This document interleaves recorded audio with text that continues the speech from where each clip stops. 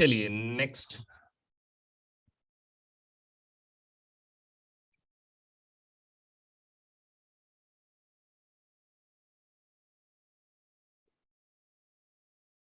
अगला सेगमेंट जो हम स्टार्ट करने जा रहे हैं वो है return filing status. Very very important.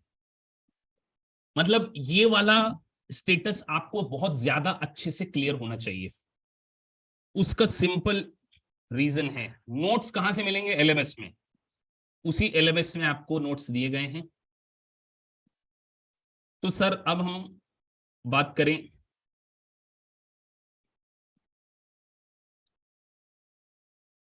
कि रिटर्न फाइलिंग स्टेटस क्यों समझना जरूरी है। वो इसलिए जरूरी है कि अगर आपको अमेरिका में एक इंडिविजुअल के टैक्स का स्टेटस ही नहीं पता होगा तो आप उसके अकॉर्डिंग स्टैंडर्ड डिडक्शन डिसाइड नहीं कर पाएंगे कि उसको कितनी स्टैंडर्ड डिडक्शन मिलना चाहिए। तो बहुत सारे फैक्टर्स इंपॉर्टेंट रोल प्ले करेंगे फाइलिंग स्टेटस के लिए। तो अभी जो स्टेटस हम डिस्कस करने वाले हैं तो वेरी वेरी इंपॉर्टेंट ये है कि अगर आपने फ्रॉडुलेंट स्टेटस डिस्क्लेयर कर दिया, मतलब आपने अपनी मैरिज छुपा ली, तो आपको वहां पर पेनलाइज किया जा सकता है। ये भी आपको ध्यान रखना है। तो मैरिटल स्टेटस के साथ साथ नंबर ऑफ चिल्ड्रन भी आपको बताने पड़ेंगे। क्या ऑक्यूपेशन करते हो? ऑक्यूपेशन इसलिए जरूरी कि कहीं आप सेल्फ एम्प्लॉयड टैक्स की बचत तो नहीं कर रहे हो, आप एम्प्लॉयमेंट में हो, आपको आईआरए अकाउंट की डिडक्शन। तो बहुत सारे मैटर्स आपकी पर्सनल इंफॉर्मेशन से related very very important role play करते हैं। तो अमेरिका में ब्रॉडली स्टेटस को क्लासिफाई किया गया है। ब्रॉडली सबसे पहले जो आज हम पढ़ने जा रहे हैं वो मैरिड फाइलिंग ज्वाइंटली। आज के इस लेक्चर में हम ये वाला पार्ट कंप्लीट कर लेंगे। मैरिड फाइलिंग ज्वाइंटली, अगर हस्बैंड और वाइफ दोनों मिलकर अपने रिटर्न को क्लब कर देते हैं तो उसको हम क्या बोल रहे हैं? Married filing jointly. ये क्यों जरूरी है और उसके अलावा क्या क्या होते हैं वो भी हम पढ़ेंगे। Married filing separate, head of the house hold, ये दोनों सबसे टेक्निकल पढ़ते हैं। तो सबसे टेक्निकल वाले पार्ट को आज हम पहले पढ़ रहे हैं, मैरिड फाइलिंग ज्वाइंटली। सर इसके फायदे क्या हैं और इसके नुकसान क्या है? तो सबसे पहली इंपॉर्टेंट चीज है कि दोनों में मोहब्बत के साथ साथ रिलेशनशिप होना चाहिए। वो ऑन पेपर प्रूफ किया जाना चाहिए। गर्लफ्रेंड लिव इन रिलेशनशिप को कंसीडर नहीं किया जाता मैरिज में, ये बात आपको ध्यान रखना है। तो अमेरिका में सबसे इंपॉर्टेंट वर्ड क्या है कि ज्वाइंट रिटर्न फाइल करने के लिए पहली कंडीशन क्या है कि वो लीगली मैरिड होना चाहिए। अगर वो लीगली मैरिड नहीं है तो फिर वो ज्वाइंट रिटर्न फाइल नहीं कर सकते।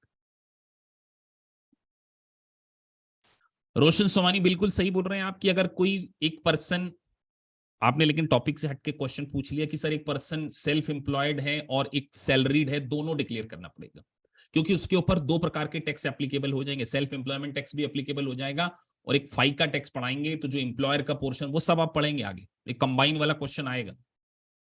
लेकिन अभी हम पढ़ें कि सर मैरिड फाइलिंग ज्वाइंटली के लिए आपने एक इंपॉर्टेंट कंडीशन क्या बोली कि देश, मतलब वो लास्ट डे पर 31 दिसंबर पर लीगली मैरिड होना चाहिए। तो उसका बेनिफिट क्या होगा? सबसे पहले तो उनकी इनकम को कंबाइंड कर दिया जाएगा, कंबाइंड इनकम कर दी जाएगी और जितनी भी डिडक्शंस है वो भी कंबाइंड कर दी जाएगी। ये दोनों बड़ी इंपॉर्टेंट बात है। डिडक्शन भी कंबाइंड हो गई सर और इनकम भी कंबाइंड। लेकिन एक ऑप्शन दिया गया है, married taxpayer can select the status even if one of the spouse did not have any income or any deduction. मतलब सर वो ये कहना चाहते हैं कि वाइफ तो हाउस वाइफ है, कुछ नहीं करती है, तो भी आपको ज्वाइंट रिटर्न फाइल करने का हम ऑप्शन देते हैं। हस्बैंड काम करते हैं, वाइफ नहीं काम करती है, तो बताइए ऐसी कंडीशन में वो ज्वाइंट रिटर्न का बेनिफिट क्यों लेना चाहेगा? लॉजिक क्या होगा उसके पीछे? वाइफ तो कोई काम नहीं कर रही है, केवल हस्बैंड ही वर्क कर रहे हैं, still they want to take the joint status. Why? What is the logic behind that? Sir income नहीं है, खर्चे कुछ नहीं है। बिकॉज आप इंडिया के पॉइंट ऑफ व्यू से सोचो कि इंडिया में 2.5 लाख रुपए की डिडक्शन मिलती है। अभी मैं डिडक्शन नहीं बता रहा हूं, अगर अमेरिका में भी यही होती तो दोनों की मिला के 5 लाख की डिडक्शन क्लेम कर लोगे कि नहीं कर लोगे? तो सबसे बड़ा बेनिफिट क्या है एक स्टैंडर्ड डिडक्शन, एक 12,500 की ऑन एन अप्रोक्स फिगर बता रहा हूं, हर साल चेंज होती। तो अगर आप ज्वाइंट रिटर्न फाइल करते हो तो आपको डबल स्टैंडर्ड डिडक्शन मिल जाती है। सो हमेशा यही एडवाइजेबल होता है कि ज्वाइंट रिटर्न को फाइल किया जाना चाहिए। लेकिन आप सेपरेट रिटर्न भी क्या कर सकते हैं, फाइल कर सकते हैं। तो यहां पे वर्ड है last day of the tax year, मतलब आपसे एग्जाम में पूछा जाएगा 31 दिसंबर को जूली को मोहन से प्यार हो गया और 1 जनवरी को शादी करी, बताइए ज्वाइंट रिटर्न फाइल कर सकते हैं कि नहीं? तो बोले मोहब्बत जब तक डॉक्यूमेंट्री प्रूव नहीं की जा सकती तब तक वो हस्बैंड वाइफ नहीं थे। ऐसे ऐसे क्वेश्चन दिए हैं। मैंने जूली और मोहन लिख लिया, ये थोड़ा अनयूजुअल लगेगा आप लोगों को, वहां हो सकता है रूबी और टॉम हो। मैंने इंडियन एग्जांपल आपको दे दिया है for humour point of view से।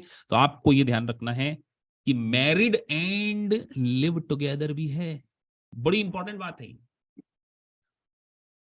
शादीशुदा और साथ में रहते हैं, क्योंकि अमेरिका में अलग अलग रहने का बहुत कल्चर है।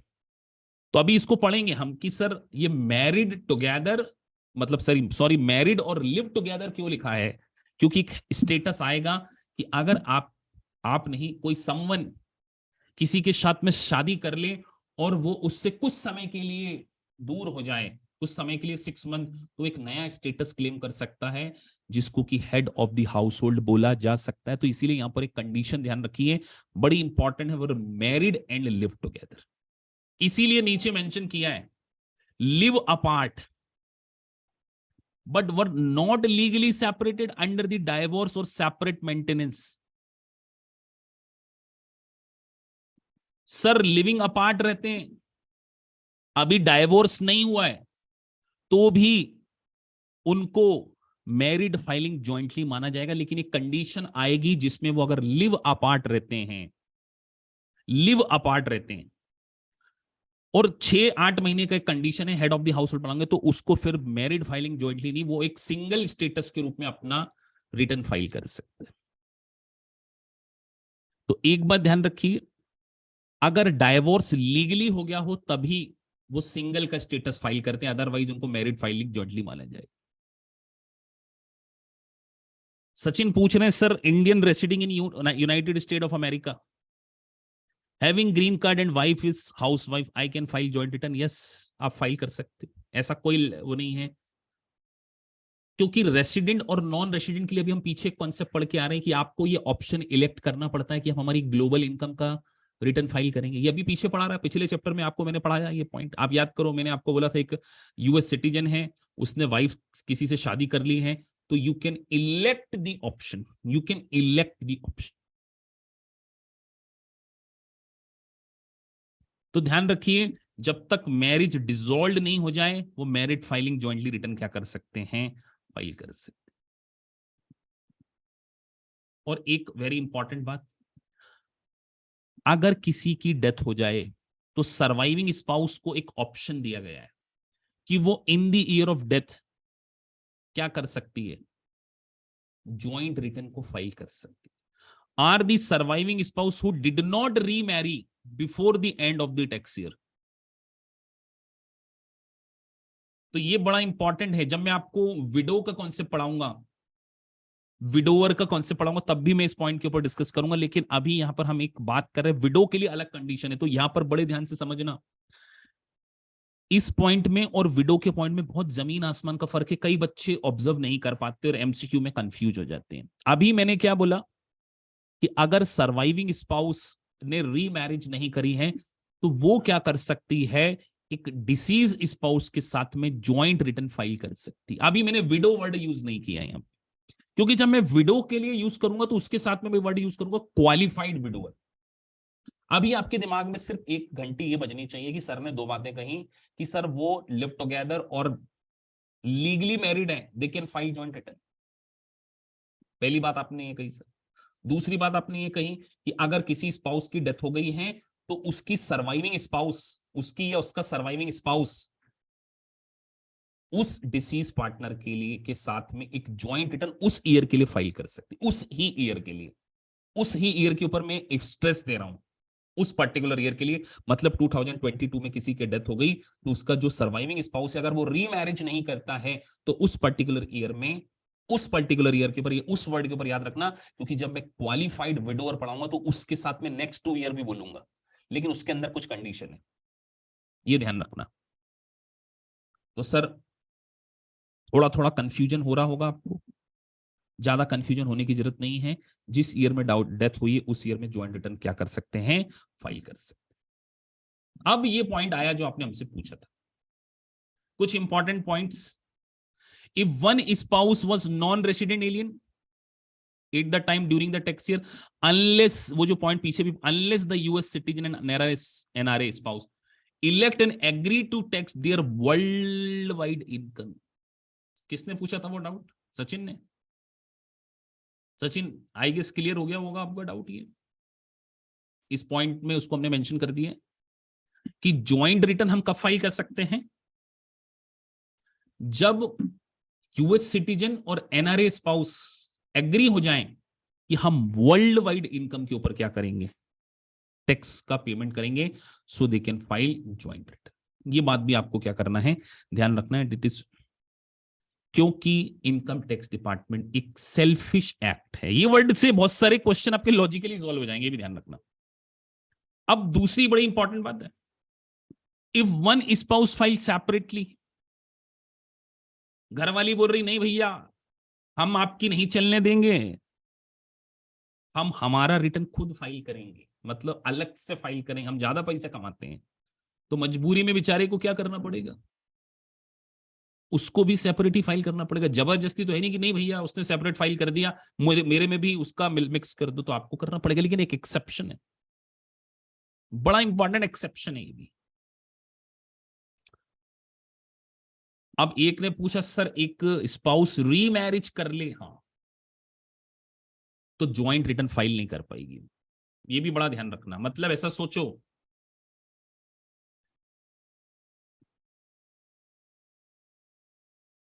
एग्जाम्पल ले लेते, ये है टॉम और ये उसकी वाइफ है एलिना। मान के चलो टॉम भाई साहब चले गए ऊपर, डिसअपियर हो गए 25 दिसंबर को। एलिना का दिल नहीं लगा, बोले यार मैं टॉम तुम्हारे को बहुत मिस कर रही हूं, मुझे कोई नया साथी चाहिए जो तुम्हारे जैसा दिखता हो। 31 दिसंबर के पहले पहले उसने दूसरे से शादी कर ली और उसका नाम था राहुल। नाम तो आपने सुना ही होगा, है ना? तो अगर वो राहुल है, या राज ले लो, तो क्या एलिना अपने एक्स हस्बैंड जो कि टॉम के साथ में ज्वाइंट रिटर्न फाइल कर सकती है? क्या एलिना और राज मिलकर ज्वाइंट रिटर्न फाइल कर सकते हैं? क्वेश्चन ये, एलिना और Raj can file joint return, but Alina and Tom can not file joint return. तो सर टॉम का कौन सा रिटर्न फाइल होगा? टॉम का रिटर्न फाइल होगा डिसेंडेंट के रूप में। टॉम का रिटर्न कौन सा फाइल होगा? डिसेंडेंट फाइनल रिटर्न, उसको हम क्या बोलेंगे? Descendant final return. और टॉम की जो एसेट है वो अगर एलिना को डिस्ट्रीब्यूट हो गई, तो जो टॉम की एसेट एलिना को डिस्ट्रीब्यूट हो गई, तो उस डिस्ट्रीब्यूशन के ऊपर फाइल किया जाएगा स्टेट टैक्स रिटर्न। क्लियर है ये बात? एक होता है कौन सा रिटर्न, स्टेट का रिटर्न होता है, और एक होता है डिसेंडेंट का फाइनल टैक्स रिटर्न। तो टॉम क्योंकि भाई साहब ऊपर चले गए, तो टॉम का जो रिटर्न फाइल होगा वो डिसेंडेंट के रूप में होगा। लेकिन अगर टॉम की इनकम का, टॉम ने जो इनकम कमाई थी, ध्यान रखना, उसको बोलते हैं descendant final income tax return. और टॉम की जो एसेट्स थी वो अगर एलिना को ही डिस्ट्रीब्यूट हो गई, तो उसके लिए फाइल होगा स्टेट टैक्स रिटर्न। और एलिना और राज मिलके जो नया फाइल करेंगे, if they can, if they choose, वो फाइल करेंगे ज्वाइंट रिटर्न। तो ऐसा ऐसा कॉन्सेप्ट है। क्लियर है ये बात? तो सर बड़ा टेक्निकल है, कुछ टेक्निकल नहीं है, बस सोचना पड़ेगा आपको। एग्जाम्पल आपके साथ में, अगर अब यहां लिख नहीं सकते सारे एग्जाम्पल, क्योंकि वो आपने क्वेरी करी तो वो क्वेश्चन आ जाएंगे। तो नोट्स में कई बार एग्जाम्पल मिसिंग होंगे, जहां तक बहुत टेक्निकल पॉइंट के एग्जाम्पल होंगे वो हम डालेंगे, लेकिन क्योंकि क्वेश्चन आप रेज करेंगे तो उसके ऊपर मैं आपको बहुत सारे एग्जाम्पल्स दे दूंगा। तो यहां पर थे सर हम अब क्या है, generally one spouse file separately so must the others, उसके साथ एक्सेप्शन एक, if other spouse qualify for head of the house hold while married. मतलब वो ये कहना चाहते हैं, एक दोनों कपल थे, ये भाई साहब बहुत डोमिनेट नेचर के थे, ये थोड़ी सी पूजा पाठ में ज्यादा दिमाग लगाती थी, बोले जिंदगी मोह माया है, इन दोनों के बीच में दीवार खिंच गई, बोले जाओ आज से हम दोनों पति पत्नी तो हैं, लेकिन अब हम दोनों की राहें अलग अलग, मैं आपसे जुदा होकर दूसरी जगह रहने जा रहा हूं, दीवार खिंच गई है, हस्बैंड वाइफ हैं। तो उन्होंने क्या बोला, ये दोनों रिटर्न अलग फाइल कर सकते हैं, और ये भाई साहब एक नए प्रकार के रिटर्न को जन्म दे सकते हैं, जिसका नाम होगा head of the house hold while married. तो ये ध्यान रखिए कि head of the house hold एक मैरिड पर्सन भी फाइल कर सकता है, सब्जेक्ट टू कंडीशन, क्योंकि head of the house hold के लिए कंडीशन है कि वो अनमेरिड होना चाहिए, पता है, लेकिन एक एक्सेप्शन है कि वो मैरिड होते हुए भी फाइल कर सकता है, अगर वो 6 महीने से ज्यादा अपनी बीवी से या पति से अलग रहती है, उसकी condition head of the house hold में पड़ेंगे। अभी कंफ्यूज नहीं होना कि अगर एक ने इलेक्शन कर लिया कि सेपरेट फाइल करूंगी या करूंगा, तो दूसरे के पास ये ऑप्शन है, subject to certain condition which we are going to study in the next classes, जो हमारी बुधवार या जो भी डे है उस दिन हम पढ़ेंगे इसको रात के 9:30 बजे। तो वो head of the house hold के रूप में अपनी इनकम टैक्स की रिटर्न को क्या कर सकता है, फाइल कर सकता है। और once the joint return has been filed for the year, the time for filing return of either spouse has expired, the spouse may not amend the return or file separate return, very very important। Sir 15 अप्रैल खत्म हो गई, उसके बाद amendment possible नहीं है, joint return file हो गया, time खत्म हो गया, उसके बाद अचानक मोहन को याद आया, ये head of the house hold क्या है खुशबू जी, आपको नेक्स्ट लेक्चर में बताएंगे, अभी नहीं बता सकते, वो कंडीशन है, बहुत सारी कंडीशन है। जब ये पूरा हो जाएगा ना, तो मैं आपके साथ में सबके साथ में क्वेश्चन कराऊंगा, head of the house hold, house, ये सब करेंगे, और आपको पूरा क्लेरिफाई करेंगे कि हेड ऑफ द हाउस। अभी इतना समझिए कि कोई अलग सिंगल पर्सन अलग रहता हो कुछ कंडीशंस के साथ में, तो उसको head of the house hold बोलते हैं, लेकिन अभी वो अलग ही स्टेटस है। लेकिन अभी हम क्या बात कर रहे हैं कि अगर आपने ज्वाइंट रिटर्न फाइल कर दिया, तो आप उसकी रिटर्न की डेट एक्सपायर्ड होने के बाद अपनी रिटर्न को अमेंड नहीं कर सकते, उसमें कोई एरर हो गया, अमेंडमेंट का पावर यहां पर नहीं दिया गया।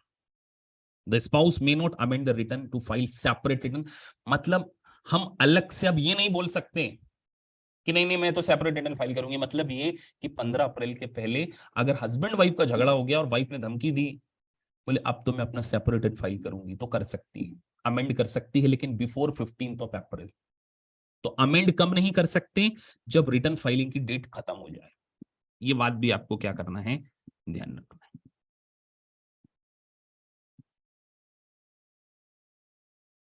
Married individual who file separate return me later file joint return.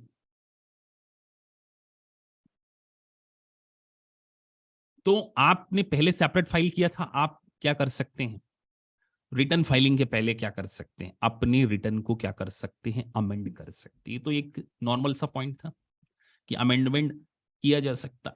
आगे 2 पॉइंट इंपॉर्टेंट है और तो टेक्निकल है। If individual obtain a marriage annulment,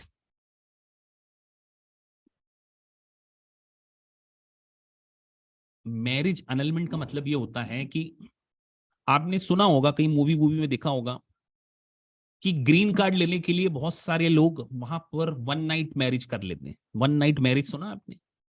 one night marriage मतलब कि आपने किसी, कोई इंडियन मेल ने वहां की किसी फॉरेन गोरी पसंद आ गई, दोनों ने उठा के शादी कर ली ऑन पेपर, और अपने अपने काम से लग गए, कुछ डॉलर दे दिए और वो घर चले गई। बाद में साल 2 साल 3 साल बाद कोर्ट में डाइवोर्स फाइल कर दिया गया। अब आपको तो ग्रीन कार्ड मिल गया, आपको मतलब थर्ड पर्सन में वर्ड आप निकल जाता, थर्ड पर्सन, उसको क्या मिल गया, ग्रीन कार्ड मिल गया, वो तो मस्त अमेरिका का नागरिक हो गया। तो और बाद में अगर केस खुल गया, तो इस प्रकार की मैरिज को क्या कर दिया जाता है, annulment मतलब रद्द कर दिया जाता है। No marriage, no valid marriage ever existed, मतलब शादी हुई ही नहीं थी। तो इस कंडीशन में बोला गया है कि अगर ऐसी सिचुएशन होती है तो रिटर्न का अमेंडमेंट किया जाना कंपलसरी होगा, और ऐसे में दो ही स्टेटस पॉसिबल है, सिंगल और head of the house hold, which ever is applies. All the prior tax year not close by the status of limitation must be amended. मतलब यहां पर हम टाइम लिमिट को कंसीडर नहीं करेंगे, जितने भी प्रायर रिटर्न्स हैं, all the prior written not closed by the statute of limitations। Not close मतलब क्या होता है कि असेसमेंट कराने की लिमिटेशंस होती है कि 2 साल के अंदर आपको आपका असेसमेंट मतलब फाइनल रिटर्न का एक ठप्पा लग जाता है कि ना भैया आपने सब कुछ फाइल कर दिया, उसको बोलते हैं असेसमेंट। तो अगर वो पीरियड क्लोज नहीं हुआ तो जितने भी रिटर्न हैं वो सारे के सारे क्या कर दिए जाएंगे, अमेंड कर दिए जाएंगे।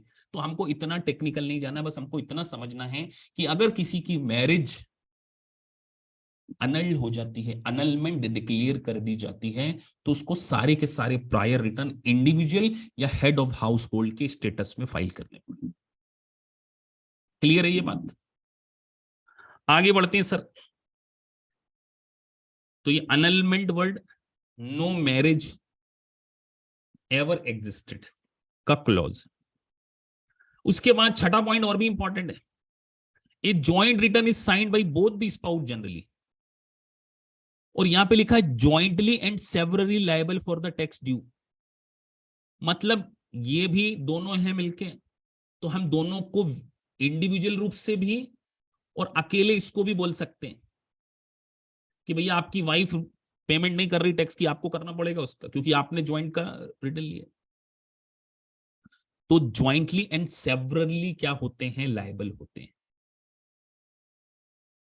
अब एक हम पढ़ने वाले इनोसेंट स्पाउस का कॉन्सेप्ट और इंजर्ड स्पाउस का कॉन्सेप्ट, उसको हम अभी समझाएंगे कि कब इनोसेंट स्पाउस को इसका बेनिफिट मिल जाएगा। अगली last line, married individual who file joint return account for their item of income deduction, तो उनको दोनों को अपनी क्या करनी पड़ती है, इनकम और डिडक्शन को क्लब करना पड़ता है। Joint return is allowed when the spouse use different accounting method, तो डिफरेंट अकाउंटिंग मेथड में भी ये पॉसिबल है, लेकिन with different tax year may not file joint return, कि एक दिसंबर से 1 जनवरी से 31 दिसंबर का मेंटेन करता है, 1 जुलाई टू जून मेंटेन करता, नहीं, दोनों को क्या करना पड़ेगा, सेम अकाउंटिंग ईयर फॉलो करना पड़ेगा, तभी ये ज्वाइंट रिटर्न क्या कर सकते हैं, फाइल कर सकते हैं। तो बहुत नॉर्मल सी बात है ये तो। अब अमेरिका में एक कंसेप्ट सेम सेक्स स्पाउस का कॉन्सेप्ट भी चलता है। लड़कियां लड़कियों से शादी कर सकती हैं, लड़के लड़कों से शादी कर सकते हैं, अमेरिका को कोई दिक्कत नहीं है, बहुत डेवलप कंट्री है। तो उन्होंने यहां पे लिखा कि सेम सेक्स स्पाउस मिलकर ज्वाइंट रिटर्न क्या कर सकते हैं, फाइल कर सकते हैं। This is very very, same sex couple qualify for filing married filing status. तो इंडिविजुअल के लिए है, डोमेस्टिक पार्टनरशिप और सिविल यूनियन को मैरिज नहीं माना जाता। तो इंडिविजुअल अगर सेम सेक्स स्पाउस हैं, दे can file joint return, but partnership को कंसिडर नहीं किया जाता। तो यहां पर एक क्लॉज है, तो वो हमने पढ़ लिए, कोई दिक्कत नहीं है सर। आगे बढ़ जाते हैं, इंजर्ड स्पाउस। अब सोचो, ये भाई, ये मैडम थी, ये उनके हस्बैंड थे। सिविल यूनियन, बहुत सारी यूनियन होती है, चैम्बर ऑफ कॉमर्स, वकीलों के एडवोकेट ने मिलकर दो लोगों ने आपस में सिविल यूनियंस बन जाती है ना, यूनियंस मतलब ग्रुप ऑफ पीपल्स, कह लीजिए आप, सिविल ग्रुप ऑफ पीपल्स, वो किसी भी उसमें हो सकती। तो उसको यहां पर मैरिज कंसीडर नहीं किया गया। पता चले 10 लोग ग्रुप ऑफ पीपल मिलके बोले हम आपस में सब मिलके क्या करना चाहते हैं, ज्वाइंट रिटर्न फाइल करना चाहते हैं, नहीं, ऐसा पॉसिबल नहीं। आपको पता होगा वहां पे ऐसे ग्रुप्स बने होते हैं, मतलब सेम एक उनकी वो यूनियन काइंड ऑफ बनी होती है कि ये हमारे लोग हैं, ये तो उसके पॉइंट ऑफ व्यू से कह रहे हैं। सर एक बहुत अच्छा एग्जांपल है इंजर्ड स्पाउस के लिए। तो इंजर्ड स्पाउस का मतलब यह है कि एक की गलती नहीं है, दूसरी की गलती है। तो अगर आप का रिफंड दूसरे के डेट से एडजस्ट किया जा रहा है, इसको बोलते हैं injured spouse. Your injured spouse if your share of refund of your joint tax return was applied against the separate past due debt that belonged to just your spouse। मतलब sir wife का तो refund निकल रहा था, दोनों का earning जरूरत नहीं है अब्राहिम, दोनों में से कोई भी अर्निंग कर रहा हो they can file joint tax return, there is no need to both the partners should be earning partner, there is no requirements। now what we are going to discuss कि अगर किसी एक का रिफंड निकल रहा था और एक का डेट निकल रहा था, इनकम टैक्स डिपार्टमेंट ने रिफंड वाला बोले आपका रिफंड नहीं देंगे, आपके हस्बैंड के ड्यू निकल रहा है, हम उससे क्या कर लेंगे, सेटअप कर लेंगे। तो यहां पर ऐसे स्पाउस को इंजर्ड स्पाउस माना जाता है। अब वो यहां पर कुछ इनोसेंट स्पाउस के रूप में बेनिफिट क्लेम कर सकता है, उसको हम बोल रहे हैं इनोसेंट। तो कंडीशन क्या है, सबसे पहले ज्वाइंट रिटर्न फाइल की जाना चाहिए, उसने अपनी इनकम रिपोर्ट की गई हो, have made reported tax payment, उसके पास अर्न इनकम हो, उसके ऊपर किसी प्रकार का कोई पास्ट ड्यू ना हो, तो उसको एक फॉर्म फाइल करना पड़ेगा, फॉर्म नंबर 8379। तो उस स्पाउस को जिसका रिफंड निकल रहा था उसका एडजस्टमेंट कर लिया, तो उसको यहां पर क्या मान लिया जाएगा, इंजर्ड स्पाउस। और कुछ कंडीशन में उसको क्या है, वापस दे दिया जाता है, उसको रिलीफ मिल जाती है, जिसको हम क्या बोलते हैं, इनोसेंट स्पाउस रिलीफ के नाम से जाना जाता है। उतना डिटेल में कोर्स का पार्ट नहीं है ये, इनरोल्ड एजेंट में नहीं है, बट स्टिल मैंने यहां पर मेंशन कर दिया है। तो एक थ्योरी पॉइंट है, क्योंकि ये सीपीए में ज्यादा है, तो वो नोट्स दोनों के मैंने कॉमन बनाए हुए हैं, तो यहां पे भी मैंने उसको लिख दिया। Generally both spouse are responsible for paying the full amount of tax interest penalty, लेकिन कुछ क्वालिफाइड इवेंट में इनोसेंट स्पाउस को रिलीफ मिल जाती है। तो qualifying event, under statement of tax because the spouse omitted income और क्लेम, मतलब आपके स्पाउस ने फॉल्ट कर रखा था, उसने जानबूझकर अपनी इनकम का डिक्लेरेशन नहीं दिया था, अपनी क्रेडिट को बड़ा चढ़ाकर बता दिया था, उसने एक प्रकार से फ्रॉडुलेंट एक्ट किया गया था, is divorce and that innocent taxpayer is divorce और no longer living with the spouse, ये कंडीशन है, तो रिलीफ दे दी जाती। तो फैक्ट एंड सर्कमस्टांसेस के बेसिस पर आप जो इंजर्ड स्पाउस है उसका क्या है, उसको बेनिफिट मिल जाता है, उसका जो पैसा जमा है उसको वापस कर दिया जाता है एक फॉर्म नंबर डिक्लेरेशन देने से। तो केवल पढ़ने के लिए है, इतना यहां पर इसमें इसको कंसीडर नहीं किया जाता।